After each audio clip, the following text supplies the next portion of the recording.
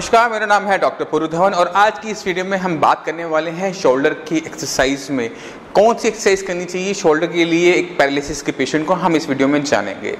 हर साल हज़ारों पेशेंट आते हैं साइंस इंजीनियरिंग में अपना ट्रीटमेंट करवाने पैरालिसिस का। हम जो मेडिसिन देते हैं साइंस इंजीनियरिंग की, वो ब्रेन में जाके काम करती हैं, जहाँ पर क्लॉट आया होता है, जहाँ पर खून का थक्का आया होता है, जहाँ पर ब्रेन हैमरेज हुआ होता है। तो मेडिसिन क्या काम करती है? मेडिसिन उस एरिया में जो नुकसान हुआ है उसकी भरपाई करने के लिए बाकी ब्रेन के टिश्यू को स्टिमुलेट करती है, जिससे उनके बीच में आपस में दोबारा से कनेक्शन बन सके और आपके खोए हुए पैर में, हाथ में दोबारा से जान आ सके।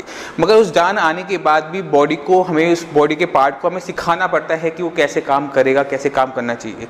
उसका सबसे अच्छा तरीका होता है रिपीटिशन। रिपीटिशन का मतलब है एक ही काम को बार बार करना।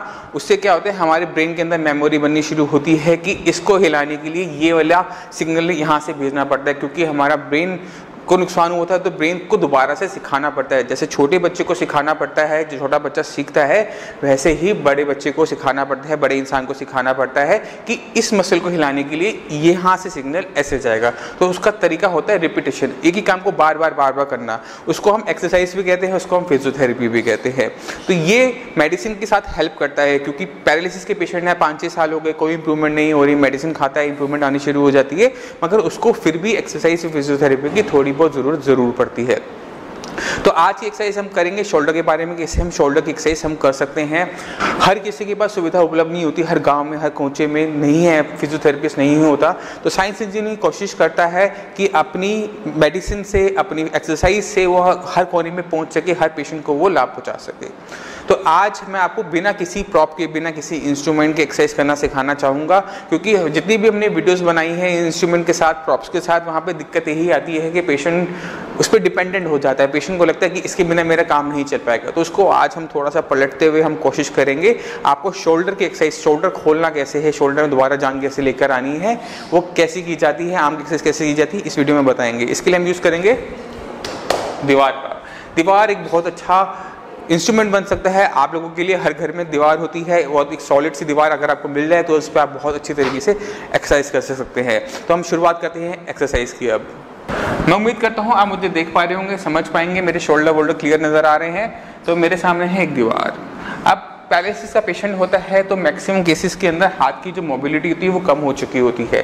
कुछ के हाथ में स्पास्टिसिटी होती है, मतलब अकड़न होती है। तो कल स्पास्टिसिटी की, तो उस स्पास्टिसिटी के साथ मैं कोशिश करूंगा, ये मेरा हाथ है, सीधा हाथ, इसको समझिए कि इसके मेरे इस सीधे हाथ में पैरालिसिस है, स्ट्रोक की वजह से ये काम नहीं कर रहा और उसमें स्पास्टिसिटी है। अब मैं हाथ थोड़ा बहुत तो यूँ उठा पाता हूँ, मगर पूरा नहीं चला पाता। तो मैं उसी की तरह इसको हाथ को चलाने की कोशिश करूँगा, जिससे आप लोगों को बेटर तरीके से ये समझ में आ सके। तो आपका अगर हाथ ऐसे स्पास्टिसिटी है तो आप क्या कर सकते हैं, आप उसको सीधा तो कर नहीं सकते। तो आपने क्या करना है, आपने इसको दीवार के साथ लगाना है और अपने शरीर को दीवार के साथ चिपकाना है, इस तरह से। अब आप देखें तो ये मेरा जो कंधा है ये खुल रहा है, ये आपको दिखेगा ध्यान से कि ये स्ट्रेच हो रहा है।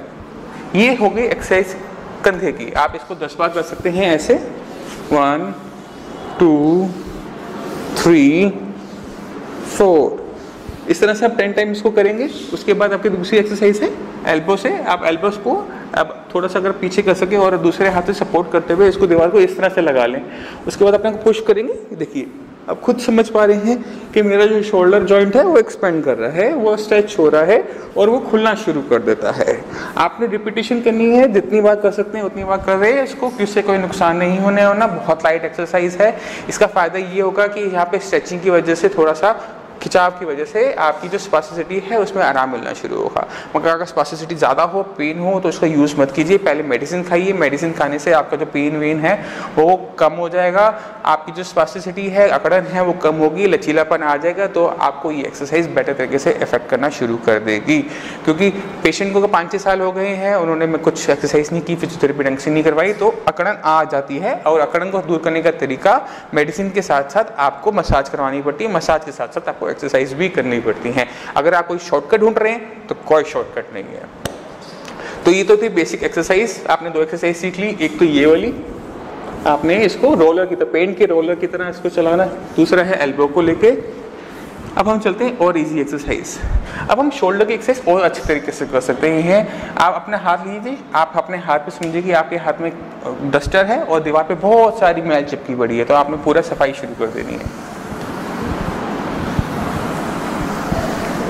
180 डिग्री पे आपने अपने हाथ को घुमाना है दीवार के साथ साथ लगाते हुए, इसको आपको सपोर्ट मिलेगा।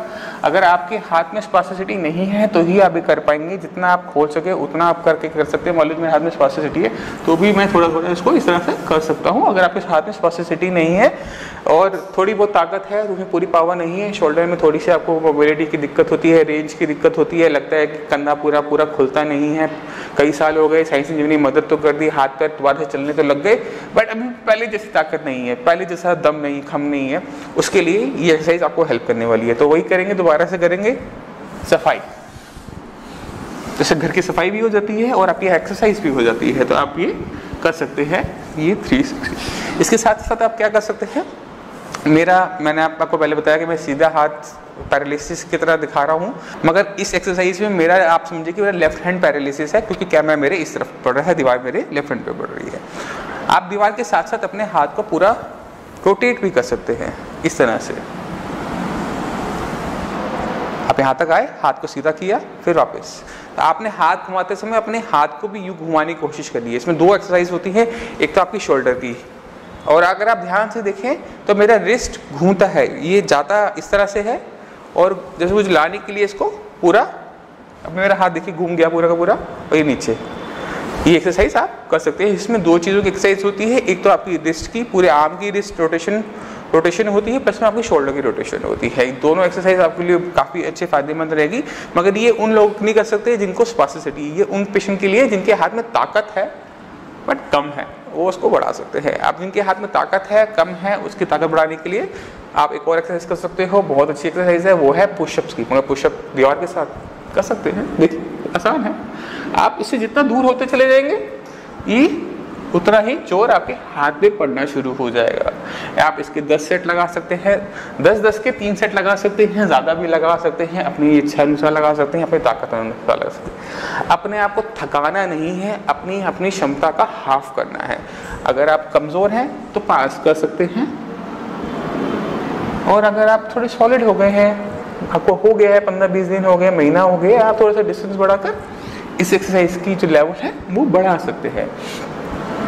कितना आसान है, छोटी छोटी एक्सरसाइज है, कोई बताता ही नहीं है, कोई समझाता ही नहीं है। साइंस इंजीनियरिंग कोशिश कर रहा है हर पैरालिसिस के पेशेंट की, चाहे पैरालिसिस का पेशेंट इंडिया का हो, इंडिया से बाहर का हो, कहीं का भी रहने वाला हो, हमारी कोशिश रहती है पेशेंट को एक सही गाइड देने की, कि आप चाहे एक्सरसाइज के बारे में आपको इन्फॉर्मेशन नहीं, आप हमारी वीडियोस देख के उसको ले सकते हैं। मगर लोग गड़बड़ क्या कर जाते हैं, समझते हैं कि एक्सरसाइज से ही वो ठीक हो जाएंगे, मगर पैरालिसिस का पेशेंट सिर्फ एक्सरसाइज से ठीक नहीं होता, क्योंकि हमारे माइंड में जो नुकसान हुआ है, जो ब्रेन की टिश्यू को नुकसान हुआ है, उसकी रिकवरी हमें करवानी पड़ती है। अगर 5-6 साल हो चुके हैं, 2-3 साल भी हो चुके हैं, अगर आपके हाथ पैर में इम्प्रूवमेंट नहीं हो रही, तो आपके ब्रेन में जो टिश्यू को नुकसान हुआ है, वो जो काम करता था वो हमें और दिमागी बच्चे कुछ हिस्से को ट्रांसफ़र करना पड़ता है।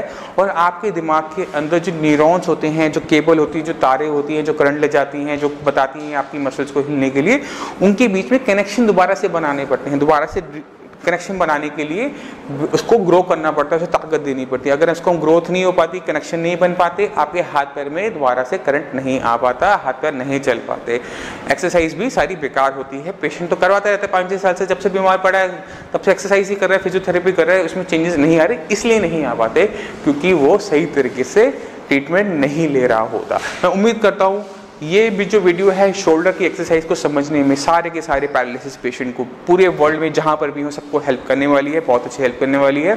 अगर आपके माइंड में कोई भी डाउट हो पैरालिसिस की एक्सरसाइज के बारे में, कुछ भी पूछना हो कि कैसे ट्रीटमेंट करना है, कैसे नहीं करना, नीचे दिए हुए नंबर पर जाकर आप हमारे डॉक्टर से बात कर सकते हैं, पूछ सकते हैं कि कौन सी मेडिसिन खाई जाती है, कैसे उसमें चेंजेस लेकर आए जाते हैं, क्या ट्रीटमेंट के साथ क्या ध्यान रखना पड़ता है, क्या खाने में ध्यान रखना पड़ता है, सब कुछ आपको बताया जाएगा, सब कुछ आपको प्रोवाइड किया जाएगा। मेडिसिन से लेके ऑयल, एक्सरसाइज सब कुछ प्रोवाइड किया जाएगा और आपके अंदर चेंजेस लाने हम शुरू कर देंगे। फर्स्ट मंथ में रिजल्ट आने शुरू हो जाएंगे और 3, 4, 5 मंथ्स में आप लेके चलिए कि आपका ट्रीटमेंट काफ़ी अच्छा प्रोग्रेस कर जाता है, काफ़ी अच्छी इंप्रूवमेंट हो जाती है। तो कोई भी डाउट हो पैरालिसिस से रिलेटेड, स्ट्रोक से रिलेटेड, एक्सरसाइज से रिलेटेड कुछ भी पूछना हो तो आप बेझिझक पूछिए। कुछ एक्सरसाइज के बारे में ज़्यादा जानना हो कुछ तो आप हमारे कमेंट भी कर सकते हैं। इस वीडियो को लाइक करना ना भूलिएगा, इस वीडियो को सब्सक्राइब करना ना भूलिएगा और मुझे आज्ञा दीजिए। धन्यवाद।